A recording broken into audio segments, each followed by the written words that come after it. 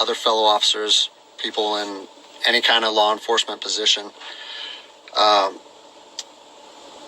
I've seen officers nationwide enforcing tyrannical orders against the people, and I'm hoping it's the minority of officers, but I'm not sure anymore, because every time I turn on the television, every time I look to the internet, I'm seeing people arrested or cited for going to church, for traveling on the roadways, for going surfing, opening their businesses, going to the park with their families, or doing nails out of their own house, using their own house as a place of business, and having undercover agents go there and arrest them and charge them with what? With a crime? I don't know what crime people are committing by doing nails in their own house, but we're seeing this more and more and more, and we need to start looking at ourselves as officers and thinking, is what I'm doing right? Now, I want to remind you that regardless of where you stand on the coronavirus, we don't have the authority to do those things to people just because a mayor or a governor tells you otherwise. I don't care if it's your sergeant or your chief of police. We don't get to violate people's constitutional rights because somebody in our chain of command tells us otherwise. It's not how this country works. Those are de facto arrests. You know, we're violating people's rights and taking money from them, or even worse, arresting them and depriving them of their freedom when they are exercising their constitutional rights. So let's talk about that.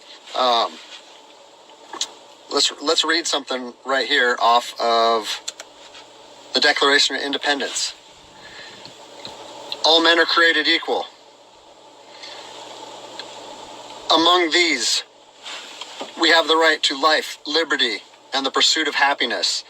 That to secure these rights, governments are instituted among men, deriving their power from the consent of the governed, meaning our power and any government official's power is derived from the people. Okay? We don't hold power over our citizens. It's contradictory to everything that our country stands for. And this is what I'm seeing. First Amendment rights, telling people they can't go to church, freedom of religion. Okay? Telling people they can't protest, freedom of assembly. Fourth Amendment violations, illegal traffic stops to check for papers. What are you, the Gestapo? Is this 1930s Nazi Germany?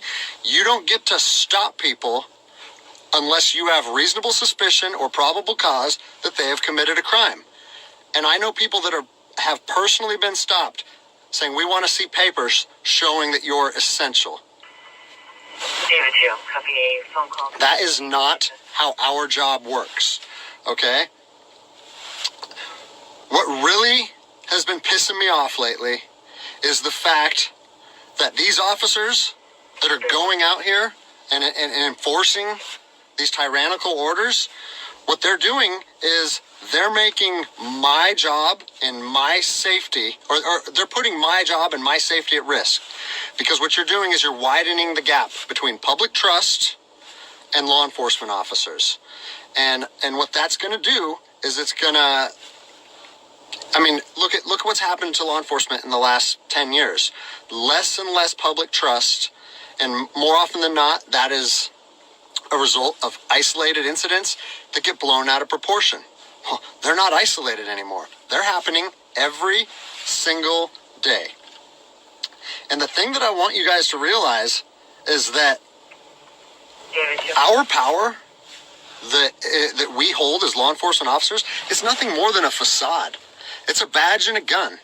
And people, you don't realize, if you haven't lived in anarchy, if you haven't seen combat, things can be stripped from people in a heartbeat. And that's what I'm afraid of. I'm afraid that these actions are going to wake a sleeping giant, i.e. the American people, okay? They are going to be put in a position where they won't have their rights trampled anymore. And us as law enforcement officers, we'll we'll have our ability to enforce the law stripped from us in about 10 minutes. Okay? Go ahead. I think what is going to happen if this continues is we're going to see bloodshed in the streets. Okay? I don't want to see bloodshed in the streets on either side of this coin. I don't want to see fellow officers get injured or killed, and I certainly don't want to see citizens get injured or killed. And I promise you, most of you out there doing these tyrannical acts against our citizens, you're not ready for combat. You're not mentally or physically ready for combat in the first place. I promise you, you don't want to go through that, and I hope I never have to go through that again.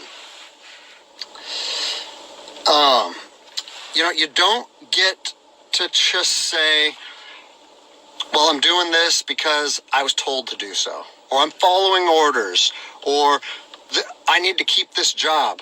Guess what? I need to keep this job more than anybody. I have 3 young children. I have 2 houses. Like, I have the same sob story that the rest of you guys have.